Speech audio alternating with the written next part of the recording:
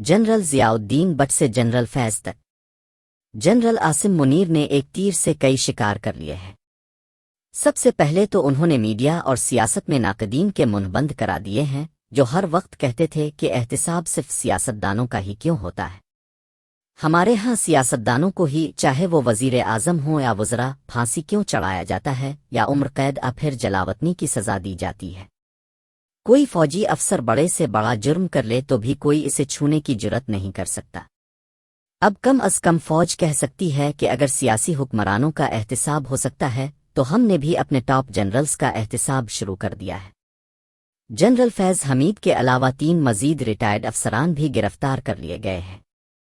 बहुत कम लोग जानते होंगे कि जनरल आसिम मुनीर पर बहुत दबाव था कि वो फैज़ हमीद या किसी और टॉप जनरल के एहतिसाब का दरवाज़ा न खोलें, क्योंकि एक दफ़ा ये रवायत कायम हो गई तो फिर हर फौजी जनरल को धड़का लगा रहेगा कि किसी रोज़ आधी रात को इसके घर के दरवाजे पर भी दस्तक हो सकती है। लेकिन लगता है कि जनरल आसिम मुनीर इस दबाव का शिकार नहीं हुए और बड़ा फैसला करके इसे अनाउंस भी कर दिया। अगर आपको याद हो तो सुप्रीम कोर्ट ने 2012 में इससे मिलता जलता हुक्म दिया था, जब air marshal retired Asghar Khan case में इस वक्त के army chief general Ashfaq Parvez Kayani को हिदायत दी गई थी कि वो अपने 2 साबिक जर्नलों का कोर्ट मार्शल करें, लेकिन जनरल कयानी ने उनका कोर्ट मार्शल करने से इनकार कर दिया था। एक जनरल असलम बेग और दूसरे जनरल असद दुरानी थे। उन पर इल्ज़ाम था कि बेनज़ीर भुट्टो को 1990 का इलेक्शन हराने के लिए उन्होंने पाकिस्तानी सियासतदानों में 14 करोड़ रुपए बांटे थे, लेकिन जनरल कयानी ने उन्हें बचा लिया था। वही बात कि एक दफ़ा रास्ता खिल गया तो कल कला को जनरल कयानी पर भी कोई मुकदमा कायम होकर उनका कोर्ट मार्शल हो सकता था। लेकिन इस मामले में जनरल आसिम मुनीर ने इस नफसियाती दबाव को खुद पर हावी नहीं होने दिया। इस फैसले के पीछे वजूहात कुछ भी हों, लेकिन ये तय है कि यह बहुत बड़ा फैसला है जिसने एक दफ़ा तो सबको हिला दिया है। इस तीर का दूसरा शिकार इमरान खान हुए हैं, जो बहुत पुरएतमाद थे कि मुक़्तदरा उनके खिलाफ कोई बड़ी कार्रवाई नहीं कर सकेगी, खुसूसन 9 मई के वाक़यात के हवाले से। इसी एतमाद का नतीजा था कि वो बार बार जनरल आसिम मुनीर और दीगर 2 आला फौजी अफसरान के नाम लेकर उनसे बदला लेने की बातें कर रहे थे। वो तो अब इतने पुरएतमाद थे कि अगले 2 माह में हुकूमत के खात्मे की बातें करने लगे थे। वो यूं तासुर दे रहे थे जैसे उनकी मुक़्तदरा से डील हो गई हो।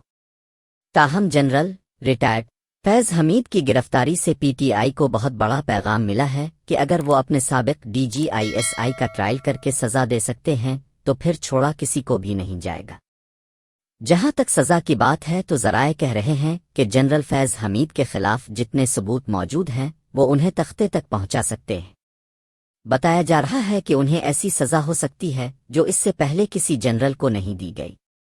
ज़राए के मुताबिक जनरल रिटायर्ड फैज़ हमीद के खिलाफ चंद गिरफ्तार अफसरान और सिविलियन बहुत जल्द वदा मुआफ गवाह बनकर सामने आने वाले हैं, जिससे कोर्ट मार्शल समाअत के बाद उन्हें सख्त सज़ा सुनाई जा सकती है।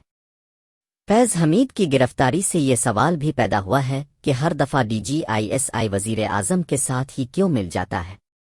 वो अचानक आर्मी चीफ के बजाय वज़ीर आज़म का वफादार क्यों हो जाता है। क्या इस पर आर्मी चीफ बनने का खब्त सवार हो जाता है। मुझे इस वक्त 2 लोग याद आ रहे हैं जिन्होंने बतौर डीजीआईएसआई जीएचक्यू और वज़ीर आज़म हाउस की लड़ाई में वज़ीर आज़म ऑफिस का साथ दिया था। ये दोनों नाकाम हुए और बाद अज़ा मुकदमात भुगते। पहले जनरल ज़ियाउद्दीन बट हैं, जो 12 अक्टूबर 1999 को डीजीआईएसआई थे। वो नवाज शरीफ के साथ मिल गए और जनरल परवेज़ मुशर्रफ को बरतरफ कराने के बाद खुद आर्मी चीफ बन बैठे। इस वक्त पूरा जीएचक्यू एक तरफ खड़ा था, लेकिन general Ziauddin but army chief बनकर वज़ीर आज़म के साथ खड़े थे। फिर जनरल ज़ियाउद्दीन बट भी गिरफ्तार हुए क्योंकि उन्हें बाकी जर्नलों की सपोर्ट नहीं मिली थी, और यूं जनरल परवेज़ मुशर्रफ ने इक़्तिदार पर कब्जा कर लिया, जिसकी सज़ा मियां नवाज शरीफ और जनरल बट दोनों ने भुगती। दूसरे जनरल रिटायर्ड फैज़ हमीद हैं, जिन्होंने जनरल ज़ियाउद्दीन बट वाला रूट लिया और अपने army chief general Qamar Javed Bajwa के हुक्म और पॉलिसी के बरक्स वज़ीर आज़म इमरान खान के साथ वफादारी निभाने का फैसला किया। वजह वही थी कि इमरान खान उन्हें आर्मी चीफ बना सकते थे, जनरल बाजवा नहीं।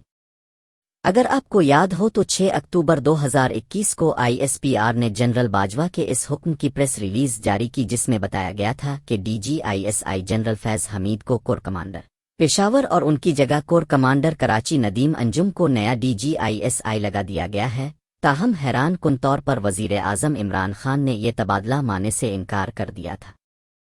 اس وقت یہ سمجھا گیا تھا کہ عمران خان کے اس انکار کے پیچھے بھی فیض حمید تھے، جو ٹرانسفر نہیں چاہتے تھے۔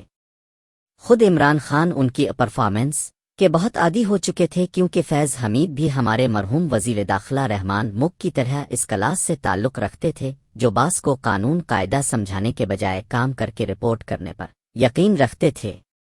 باس کو نہ نہیں کرنی اور جیسا بھی کام ہو اسے مکمل کر کے باس کو رپورٹ دینی ہے۔ عمران خان کو اس لیے فیض حمید پسند تھے کہ وہ انہیں جج، میڈیا، عدالتیں، مخالفین، نیب اور باقی سب مینیج کر کے دے رہے تھے۔ عمران خان کے منہ سے بات نکلنے کی دیر ہوتی تھی اور ادھر کام ہو جاتا تھا، لیکن عمران خان بھی جنرل ریٹائرڈ فیض حمید کو نہ بچا سکے، جیسے نواز شریف اپنے جنرل ضیاء الدین بٹ کو نہ بچا سکے تھے۔ اگرچہ جنرل ضیاء الدین بٹ گرفتار ہو کر گھر پر قید رہے، لیکن جنرل فیض ریٹائرمنٹ کے بعد بھی ایکٹیو رہے۔ شاید وہ گھر بیٹھ کر اپنے زخم چاٹنے پر یقین نہیں رکھتے تھے۔ انہوں نے عمران خان کے ذریعے ہر ممکن کوشش کر کے دیکھ لی کہ کس طرح جنرل عاصم منیر کا راستہ روکا جائے، چاہے وہ لانگ مارچ ہوں، دھرنے ہوں، صدر الوی کے ذریعے سمری رکوانی ہو، یا آخری لمحے پر جنرل باجوہ کو 6 ماہ کی مزید توسیع دینے کا اعلان کرانا ہو۔ آپ کو ہر جگہ فیض حمید کے پرنٹس نظر آئیں گے۔ فیض حمید جنرل رضوان کی طرح خاموش ہو کر گھر بیٹھنے والوں میں سے نہیں تھے، جنہیں جنرل باجوہ نے چیف بنتے ہی DGISI کے عہدے سے ہٹایا تھا، کیونکہ انہیں شک تھا کہ وہ ان کو چیف بننے سے روکنے کے لیے مہم چلا رہے تھے۔ جنرل فیض حمید نے بھی اپنے سکور سیٹل کرنے کی ٹھان لی۔ وہ چاہتے تو خود کو سمجھا سکتے تھے کہ انہوں نے اپنے تئیں آرمی چیف بننے کے لیے ہر جتن کر کے دیکھ لیا، اب وہ قسمت کا لکھا مان کر دوسرے ریٹائرڈ افسران کے ساتھ گالف کھیلیں۔ لیکن وہ ریٹائرمنٹ کے بعد بھی سیاسی طور پر ایکٹیو رہے، اور ایسے ایکٹیو رہے کہ ان کا اب کورٹ مارشل ہو رہا ہے۔ کچھ واقف کاروں کا کہنا ہے کہ جنرل فیض حمید آرمی چیف تو نہ بن سکے، لیکن اقتدار اور حکمرانی کی دوڑ ہارنے کے بعد اب شاید فوجی عدالت سے ایسی سزا کا سامنا کریں جو پاکستانی تاریخ میں آج تک کسی جنرل کو نہیں دی گئی۔ وہی پرانی بات کہ اقتدار کی جنگ میں جان لینی بھی پڑتی ہے اور جان دینی بھی پڑتی ہے۔ باقی اب سمجھدار ہیں کہ یہ جان لینے کا وقت ہے یا جان دینے کا۔ یہ صحافی روف کلاسرا کا کالم تھا جو 16 اگست کو دنیا نیوز میں شائع ہوا۔